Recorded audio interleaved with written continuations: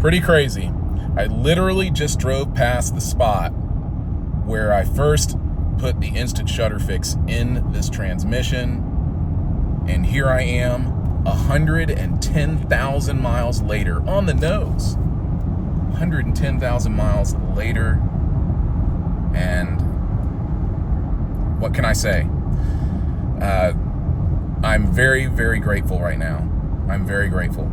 I'm very thankful that I put instant Shudder Fixx in here, and it allowed me to determine whether or not I had a mechanical problem or a fluid problem. I obviously had a fluid problem. So,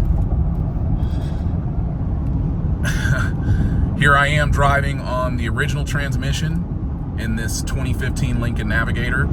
Someone asked me today if I would recommend going with a 2015 Lincoln Navigator. I told him no, I would not. And I'm gonna tell you why. Because first and foremost, the 2015 Lincoln Navigator, Ford Expedition, whatever, it was the first year of a redesign for them. And there were a lot of issues. The turbo coolant lines were one of those issues. Also, the computer, basically you have to take it into the dealership so that they can plug it up to their computer, not any other so-called Ford specialist. Do not believe them. You must take it to the dealer and have it reprogrammed at some point. Generally around 70,000 miles. This is when it happened for me. And that turned out to be a big fiasco and caused me a lot of stress because it had me chasing down MAF sensors, the whole nine, and it ended up, more than anything, it just needed to be plugged up to the computer. And yes, Lincoln verified this, they confirmed this, and they told me this, you know, and this is why I took it back to the dealer and they had to intervene and get involved. But it all worked out. Either way, when it comes to this particular model, I would not buy the 2015. The 2017 is safe to go with. The same can be said for the 2018 through, let's just say 2021 models, but definitely 2018 through 2020. You probably want to avoid those as well for the Lincoln Navigator and Ford Expedition.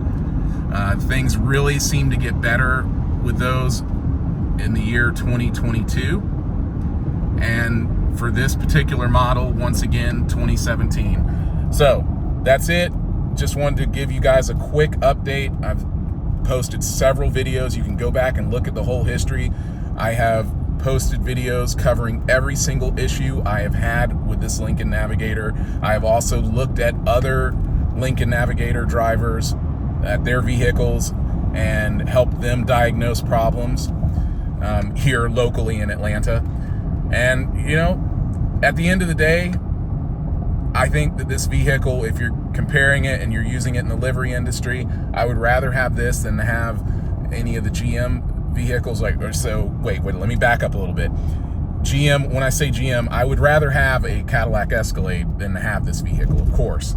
But with all the issues that they have with their engines, especially, and what you get for the money, I would rather have this over the Suburban, for sure. Because the Suburban, you're not going to get things like AC in the seats, which I don't understand why they don't do that, but you're not going to get AC in the seats unless you pay a lot extra. So right now in the year 2024, if you want a brand new Suburban and you want it to have cooled seats, then you are going to have to pay somewhere starting out at about $78,000, and that's before tax, tag, and title and financing.